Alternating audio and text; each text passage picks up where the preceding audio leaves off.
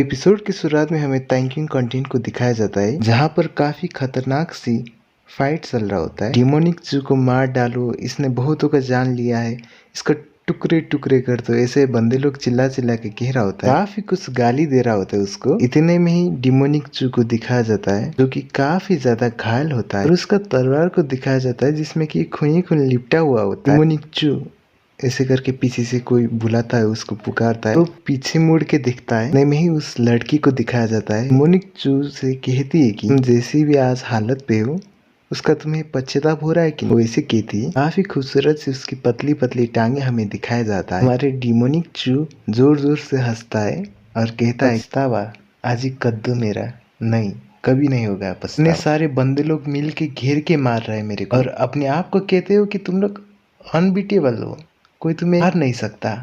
हाँ, तू है तेरे पे, शर्म करो शर्म। डिमोनिक जू कहता है ये सब चीजें छोड़ के हमारे साथ आ जाओ, हम तुम्हारे जान बख्श देंगे। वो लड़की कहती है तुम्हें एक अपॉर्चुनिटी दिया था पर तुम नहीं माने, अब इसके आगे जो कुछ भी होगा उसके जिम्मेवार तुम खुद होगे।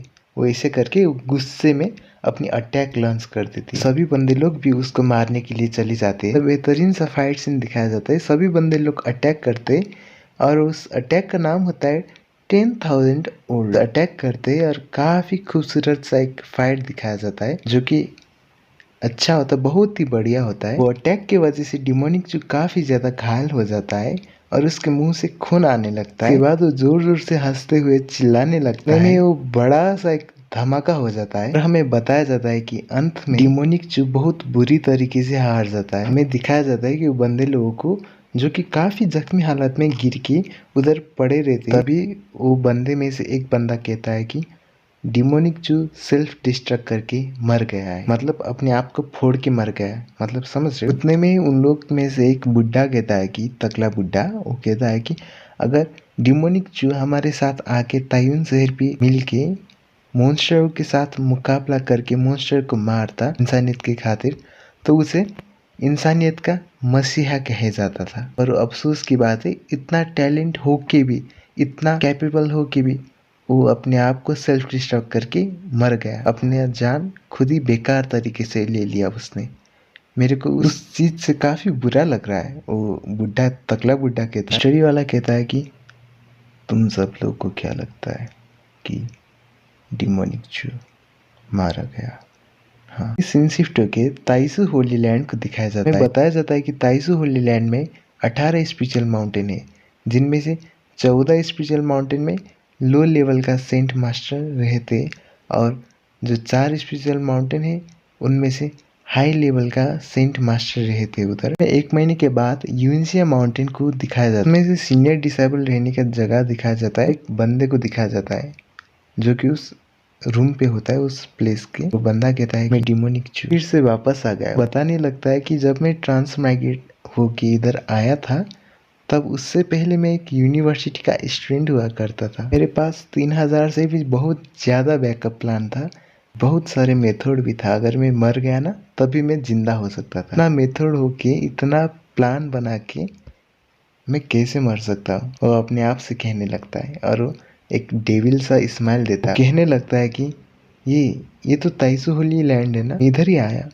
इसका मतलब मेरा भाग्य इधर जुड़ा हुआ है। वो ऐसा कहता है। डिंग करके नोटिफिकेशन आता है, उसमें लिखा होता है कि होस्ट आप जिंदा हो, आपका सिस्टम अब ऑन होने को है और वो फंक्शन हो रहा है और आपका सिस्टम कुछ ही देर में ऑन हो जाएगा, ऐसे करके नोटिफिकेशन आता है। उसको सेलेक्ट करने के लिए ऑप्शन देता है।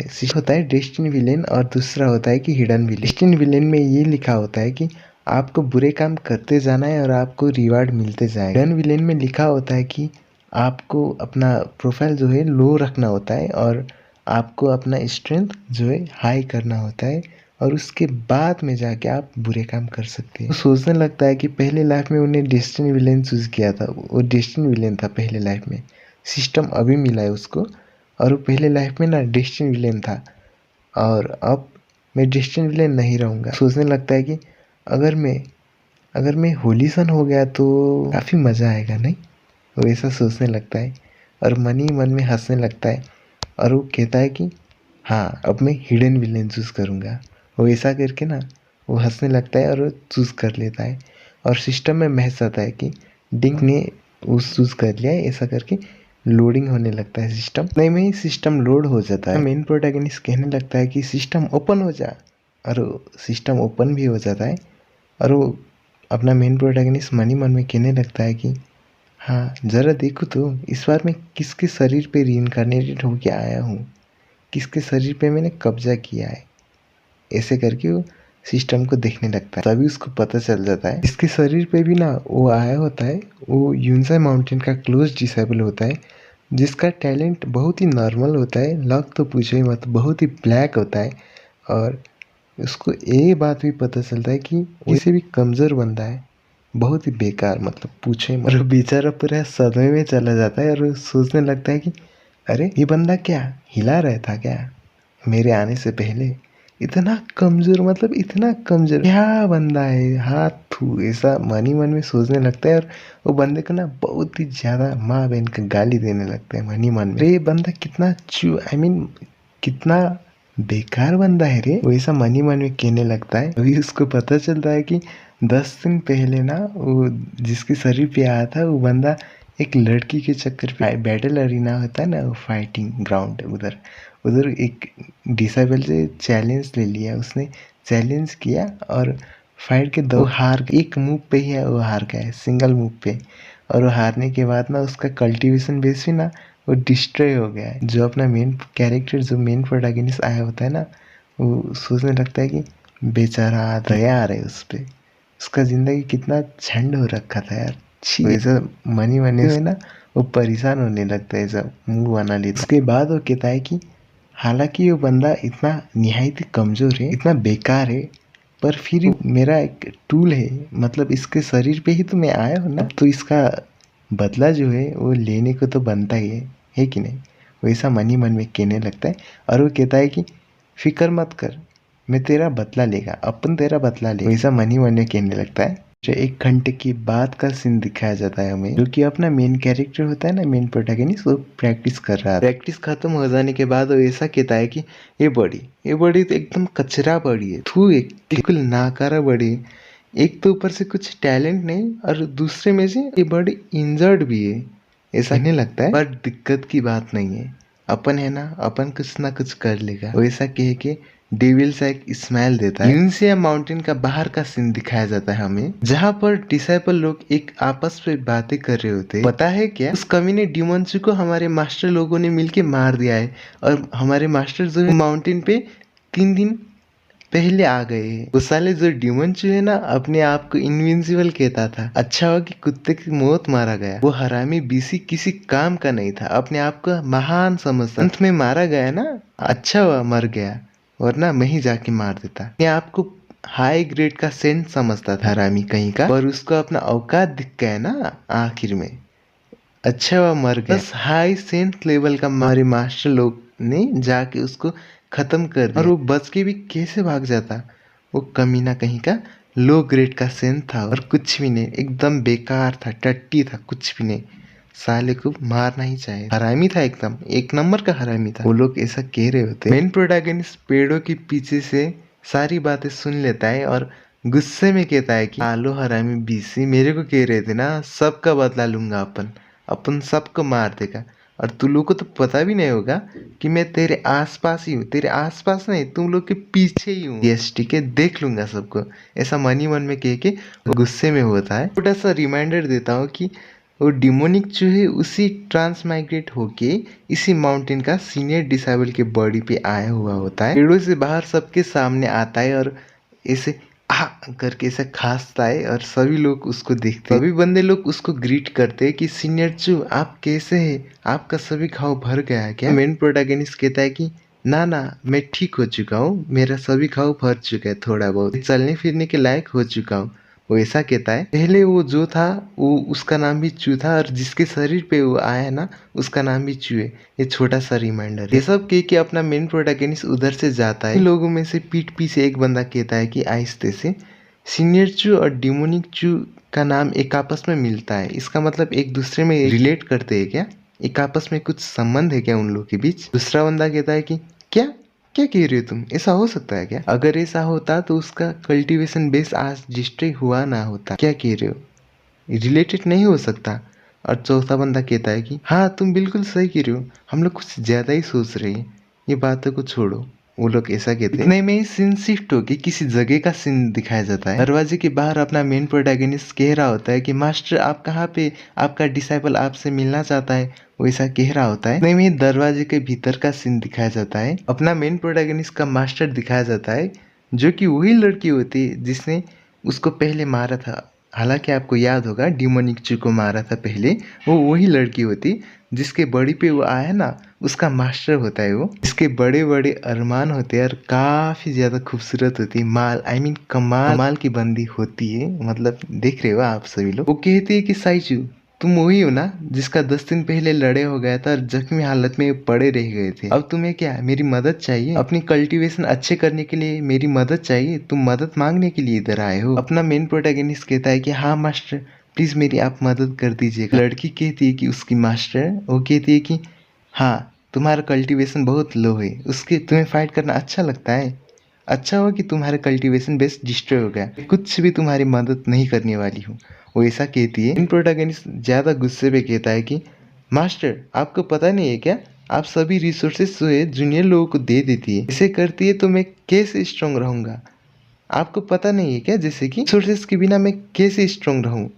आप ही बताइए। काफी गुस्से में हाथ झटकती हुई उसकी मास्टर कहती है कि बकवास क्या कह रहे हो तुम? हाँ तो तुम्हारे पास कोई कल्टीवेशन करने के लिए टैलेंट है, नहीं तुम कल्टीवेशन पे अच्छे हो, तुम बकवास करके ये सभी इल्जाम मेरे पे डाल रहे हो, वो ऐसे गुस्से पे कह रही होती है। मेरा नाम और डिमोनिक चू का नाम एक जैसा ही है, इस वजह से आपने मुझे रिसोर्सेस नहीं दिया है ना, इस वजह से मैं आज कल्टीवेशन नहीं कर पा रहा हूँ और मैं लो लेवल पे ही रुका पड़ा हूँ। डिमोनिक चू पे आपका गुस्सा जो है वो सभी मेरे ऊपर उतार रहे हैं ना आप, इसीलिए मेरा ऐसा हालत हो रहा है, वो ऐसा कहता है। मास्टर काफी ज्यादा गुस्से में उसे देखने लगती है। उसके सामने आती हुई उसकी मास्टर कहने लगती है हमारे मेन प्रोटैगनिस्ट से, ना ही मैंने तुम्हारे ऊपर गुस्सा उतारा, ना ही मैंने तुम्हारे ऊपर भेदभाव किया, हालांकि मेरे पास अभी रिसोर्सेस नहीं है, मैं रिसोर्सेस ढूंढूंगी और तुम्हें ला के दूंगी, उसके बाद तुम अपना कल्टीवेशन स्टार्ट करना और अपनी इंजरीज को भी हील कर लेना। मेन प्रोटैगनिस्ट डेविल सा स्माइल देते हुए कहता है कि ना ना ना मास्टर जो है मेरा अभी भी हेल्प कर सकती है। मास्टर कहती है कि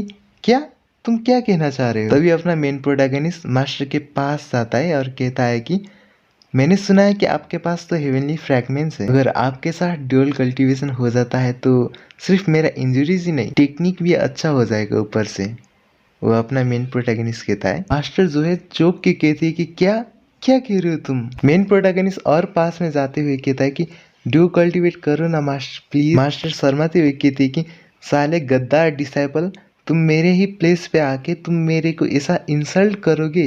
हाँ ऐसा करके वो अटैक लॉन्च कर देती है अपने मेन कैरेक्टर के ऊपर। मेन प्रोटैगनिस्ट भी उसके हमले को डिफेंड करने लगते हैं कुछ स्पेल ऐसा करके और उसका अटैक को जो है ना डिस्ट्रॉय कर देता है। मास्टर की खूबसूरत सी टांगे और खूबसूरत सी बड़ी और बड़े बड़े जो है ना अरमान उसको दिखाया जाता है, काफी खूबसूरत होती है। ऐसे मास्टर मिल जाए तो मजा आ जाए। मन ही मन में कहने लगती है कि अरे ये क्या हो गया है, मैं अपना 7th लेवल का कल्टीवेशन क्यों नहीं यूज कर पा रही हूँ, ये तो मेरा सील हो चुका है।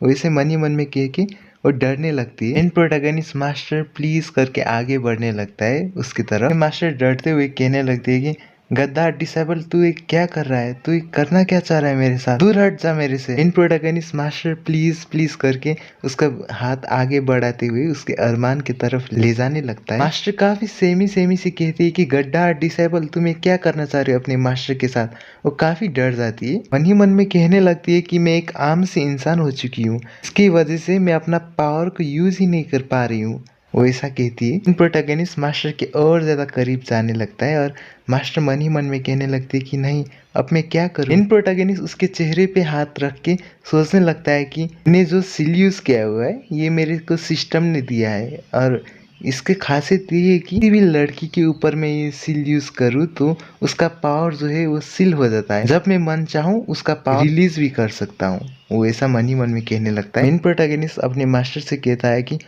तुम हजारों साल की होने के बावजूद भी काफी खूबसूरत हो, नहीं मानना पड़ेगा, काश हमें भी ऐसा मास्टर मिल जाता तो मजा आ जाता। मास्टर कहती है कि तुम गद्दार डिसेबल, तुम्हें ये नहीं लगता कि मैं तुम्हें मार दूंगी? तो अपना मेन प्रोटैगनिस्ट ये बातें सुन के हंसने लगता है और हंसते हुए कहता है कि हम तो आपके हाथों से कब से मरना चाहते हैं, आइए ना मास्टर, प्लीज हमें मार दीजिए। वो ऐसा कहते हुए हंसने लगता है। काफी मास्टर के करीब जाते हुए कानों पे आहिस्ता से कहने लगता है कि मास्टर, अगर मैंने हेवनली सोर्ड पिक के लू शू को बता दिया आपका कल्टीवेशन बेस सील हो चुका है, तो आपको क्या लगता है कि वो बदला लेने नहीं आएगी क्या? आपने तो एक स्लैश पे ही उसके फादर को मार दिया था जान से, तो आपको क्या लगता है वो बदला लेने नहीं आएगी?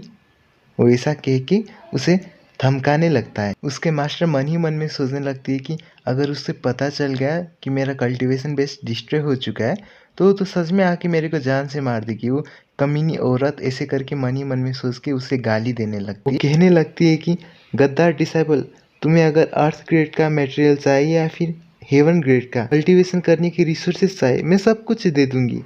वो ऐसा कहने लगती है। तभी अपना मेन प्रोटैगनिस्ट कहता है कि ना ना ना, मुझे ये सब नहीं चाहिए, मुझे तो ऐसा कह ही रहा होता है कि तभी उसका मास्टर कहती है कि हरामी साले ठड़की, मैं तुम्हें ये सब नहीं दूंगी, सोचना भी मत। वो ऐसा कहती है। मेन प्रोटैगनिस्ट उसके बड़े बड़े तरबूज को दबाते हुए कहने लगता है कि अब तुम्हें डर लग रहा है क्या? वो अपने मास्टर को लालच देने लगता है कि मास्टर देखो, मेरे पास एंशिएंट कल्टीवेशन का टेक्निक है, ज्यादा फायदेमंद होगा, तो आप अपनी डिसाइबल को जो चाहिए वो दे दीजिए ना प्लीज। वो ऐसा कहता है। उसे देख के वो सोचने लगती है कि ये टेक्निक तो कोई आम सा टेक्निक नहीं है, इस गद्दार डिसाइबल के पास कहाँ से आए? वो ऐसे सोचने लगती है मन ही मन में। मास्टर चिल्लाती हुई कहती है कि भाड़ में जा, मुझे ये सब नहीं चाहिए तेरी। मेन प्रोटैगनिस्ट कहने लगता है कि मास्टर दे दीजिए ना, दे दीजिए ना, दे दीजिए ना। बताओ वो कैसे देगी अपनी वर्जिनिटी? वो बिल्कुल प्योर है, मतलब समझ रहे हो, उसने अभी तक कुछ किया नहीं है और वो मांग रहा है उसका, वो कैसे देगी? और उतने में अपना मेन प्रोटैगनिस्ट ले लेता है उसकी, समझ रहे हो, अच्छे से ले लेता है।